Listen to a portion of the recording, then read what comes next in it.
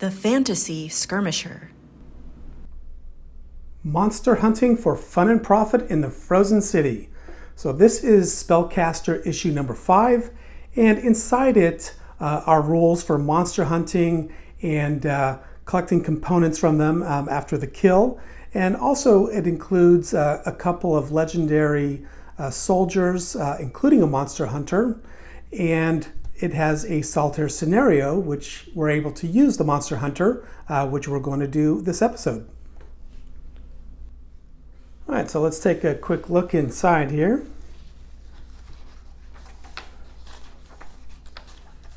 So here we have the rules for monster hunting, and in it includes a master monster table, which has all the creatures that are listed in the Frostgrave rulebook bestiary, as well as most of the supplements, I think up to Perilous Dark.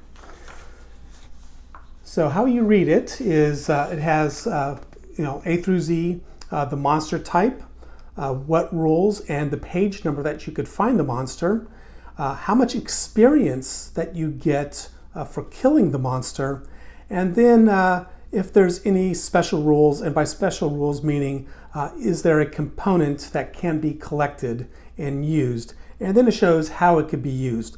Typically it is a +1 to your casting roll for a certain type of spell, or a +1 to be able to make a potion for that. So for example here's a Banshee. If you kill the Banshee you get 8 experience points, and you could collect Banshee dust. Collecting components if you kill the monster does not take up a slot. And the benefit of having Banshee dust for the spellcaster is that they could add +1 to the roll for a revealed death spell, or to be able to make a potion, get a +1. So it improves the chances there. And as you can see, it has quite a bit of creatures in the bestiary. Not all creatures, such as skeletons here, have anything that you could collect as far as components.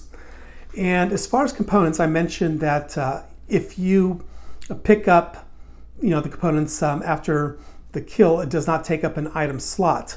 Spellcasters have a component pouch, and the pouch does not take up an item slot, and it could hold up to 3 components.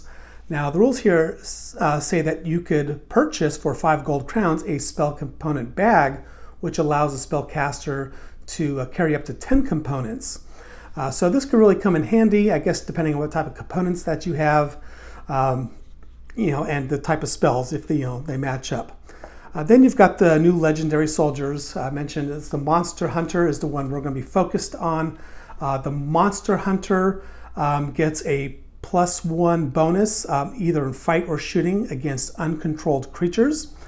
They could also set traps, and there's 3 types of traps, and they could set 6 traps in a game. So we have a deadfall, a spring-loaded spike, and a net. So we'll be utilizing that in the solitaire scenario.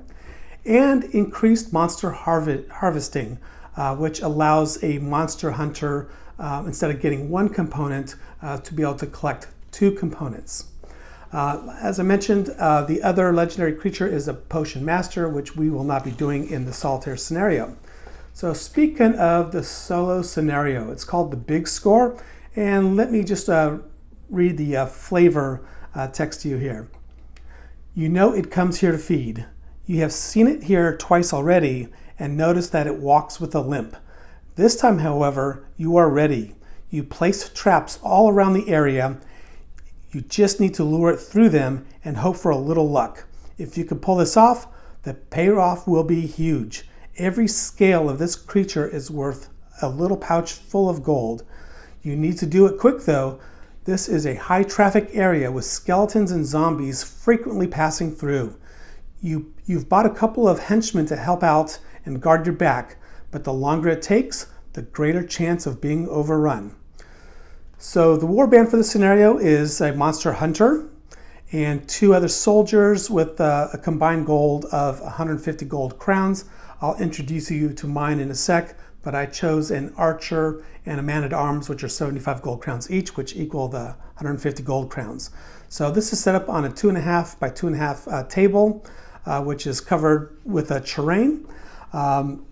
So for the special rules, there is a big score encounter table. So you roll a d4 and place the dragon, the young dragon, whose name is Trigarius, in a random corner, and then you roll this table to put creatures on the other 3 corners. So, and then at the end of each turn, a new creature comes out, so that kind of creates that time pressure for you to kill the young dragon, Trigarius. Now, Trigarius is a young and impetuous dragon who came down from the high fells on a hunt for food. However, an encounter with a devourer left him with a badly burned leg so that he walks with a limp. So you can see Trigarius is a little slower with a move of 4, has a fight of 5, no shoot, armor is 14, will of +6, and a health of 22. It's large, powerful, meaning it does +2 damage, and is immune to poison as well as critical hits. Now, I do not have a young dragon, but I do have a young worm. This is something that I 3D printed with my resin printer a while back, and this is going to be my first opportunity to use it. And so instead of a bum leg, he just has a burn in his underbelly here, which slows him down because it's, very painful. All right, so let's go ahead and move to the table. Here we have our 2.5 by 2.5 foot table set up. And as you can see, this is not a snowy Frostgrave plain or anything like that. So what's going on here is, as Frostgrave is thawing out, creatures are kind of moving to the south into the plains, and that's where the monster hunters come in, because they're being hired by local towns to come in and take care of these pests. So the setup is we've got our monster hunter, man-at-arms, and archer set up in the center of the table within 3 inches of the center there. And my monster hunter, comes automatically equipped with a hand weapon and a crossbow, which is perfect for my Reaper miniature there. And then after that, you set the traps. The traps have to be set up within 6 inches of the table edge and within 6 inches of each other. I could have done a cluster, I guess, but I just kind of went in the L shape here to set the traps. When it's sprung, I could choose what type of the 3 traps it is that I sprung. Now, after that, you set up Trigarius, and there he is. He picked the opposite corner of where my traps are, so we'll have to get him lured to my trap area. And then you roll on a big score encounter table to fill up the rest of the corners. And this table is also what you roll on at the end of each turn to keep those monsters coming. Most of them are undead, but there is a wolf if you roll at 19 or 20. So here we rolled a zombie, an armored skeleton, and I rolled a 19 over here for a wolf. All right, so we are set up and ready to play. We're going to start off with the monster hunter. She has the crossbow, and she is going to take a shot at the armored skeleton here. It's within range, already pre-measured. So we roll the dice, and my monster hunter rolled a 20 to the skeleton's 9, and so just took out that armored skeleton. We're off to a good start. And then for her second action, she is going to reload. Now, my archer is going to go up the steps here and seize the young worm there and is going to take a hasty shot. So remember, the fight dice for the worm is +5.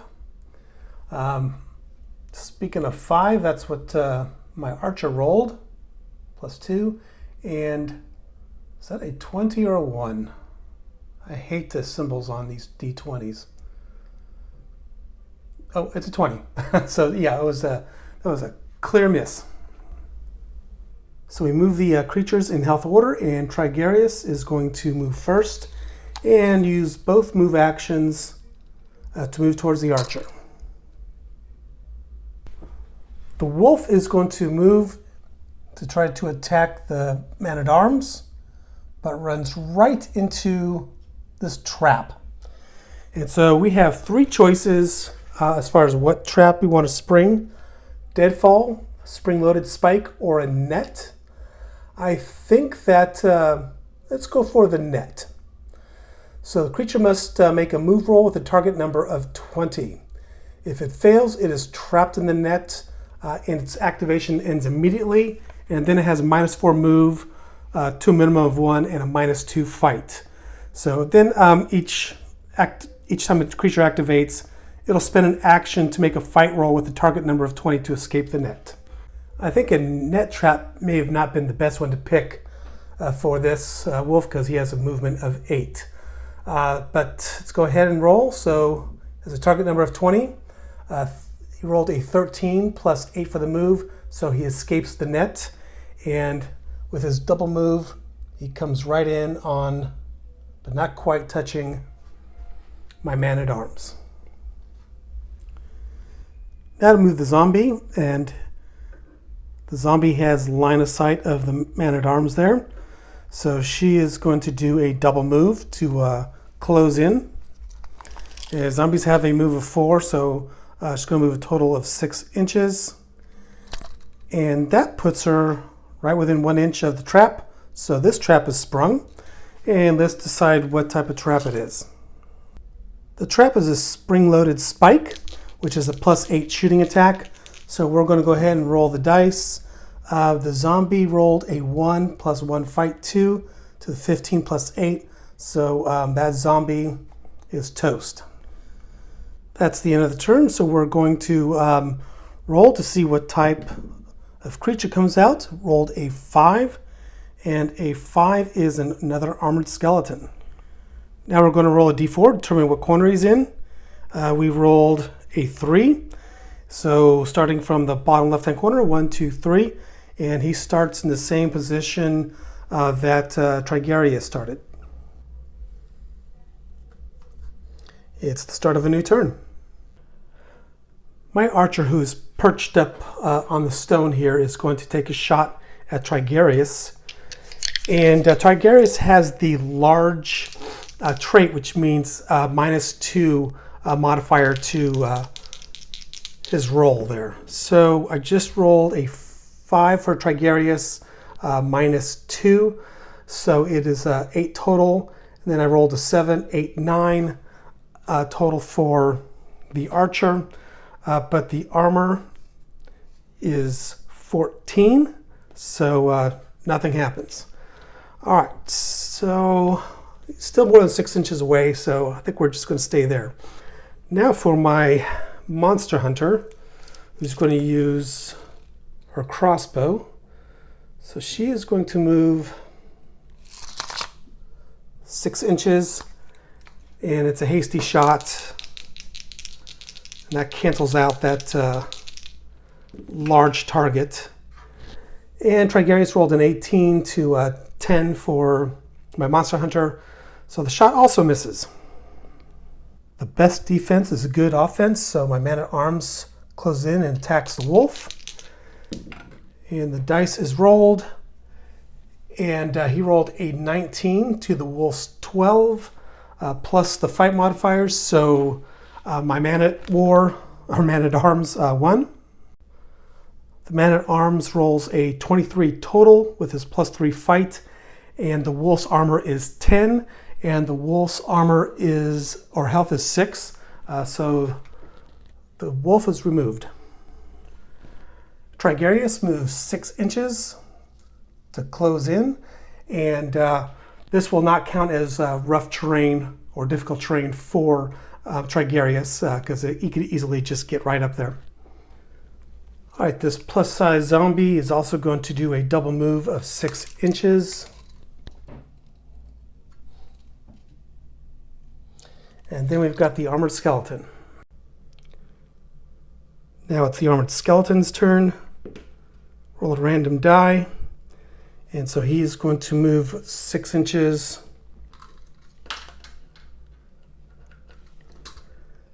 He sees my ranger and then moves another 4. So it's just ahead of Trigarius. So now we're going to have to do a fighting withdraw towards the traps there. Now let's see what comes out. We roll a d20. Rolled a 16, and a 16 on the table is a ghoul. So now let's determine what corner. So roll my d4, roll a 4, and it is coming right behind them in this corner here. It is now a new turn. My monster hunter moves, climbs up here, and reloads her crossbow. My archer is going to do a shoot and scoot, so we're going to attempt to get Trigarius. Maybe the third time is the charm. Roll the dice. She rolled a 10 plus 2 is 12. That just does not get past his armor 14. She has to make a hasty retreat. All right, so.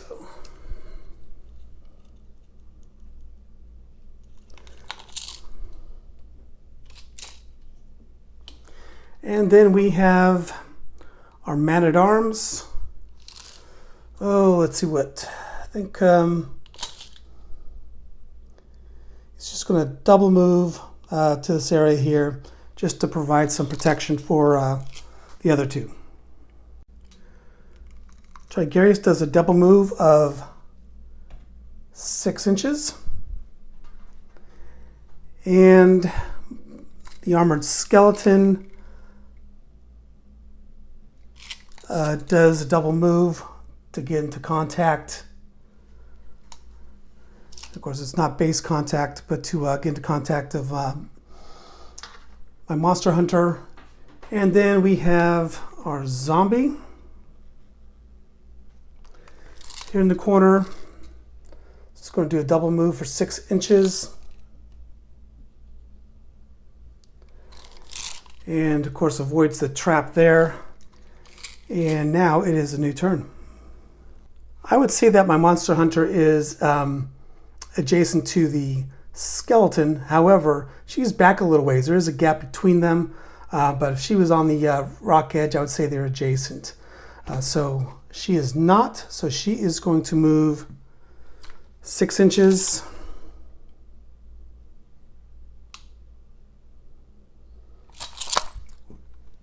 Get close to the trap there, and she is going to take a shot with a crossbow. And she rolled an 11. Actually, it's 12 because she's shooting at an uncontrolled monster. She won the fight. Trigarius rolled a 9. So 12, 13, 14 total. Still nothing.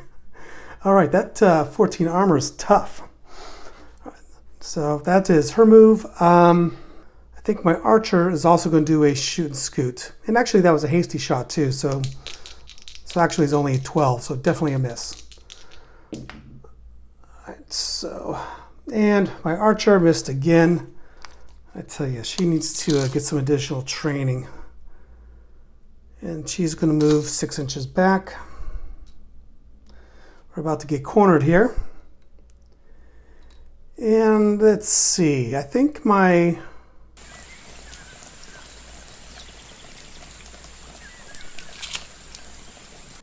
he's going to hide from the dragon, but get in line of sight of the skeleton.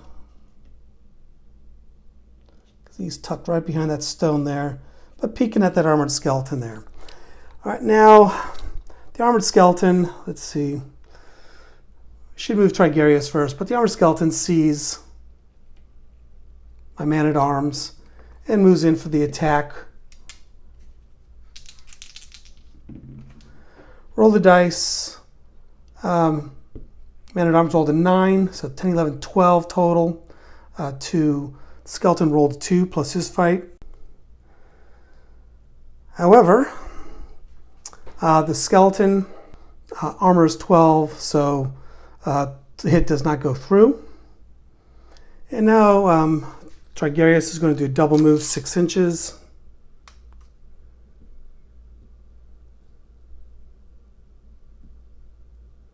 And gets really close. Obviously, we're not going to draw that beast in. And then finally, we have... Well, not finally, we have that ghoul behind us. Uh-oh. Let's see here. 6 inches. All right.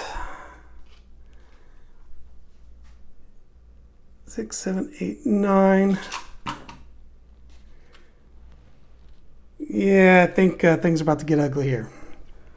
Roll a d20, see what we get. Rolled a 19, so it is another wolf.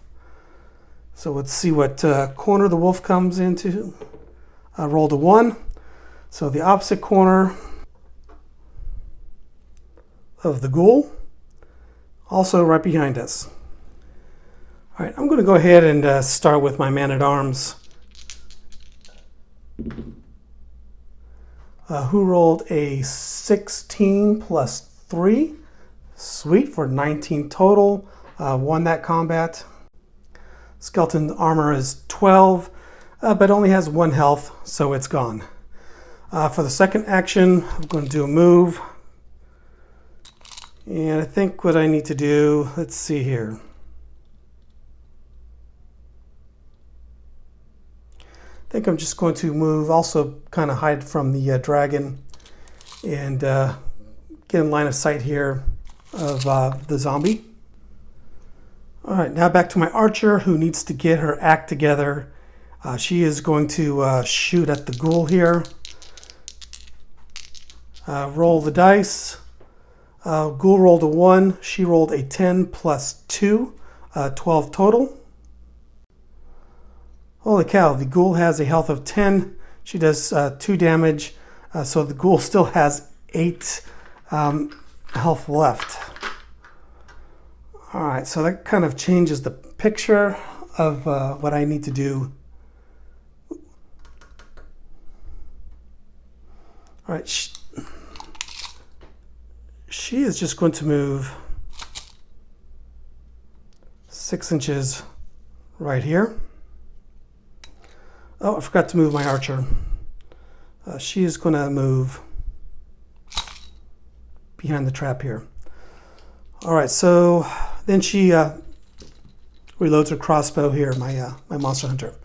All right, now it is the monster. So we need to start with Trigarius because it does count here. And Trigarius, of course, is going to go right for the monster hunter, which will be a double move, but in the first move it has to stop. It's going to spring a trap, and I think we need to do the net. We need to do a move roll with target number of 20. So 13 plus 4 does not cut it.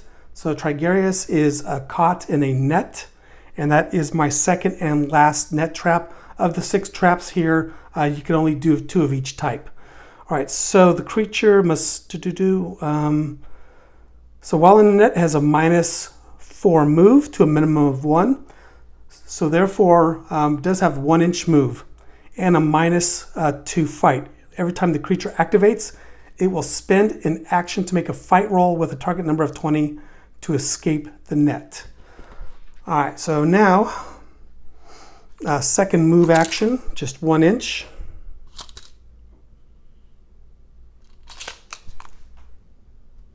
And we've got this ghoul to contend with, who is within 6 inches.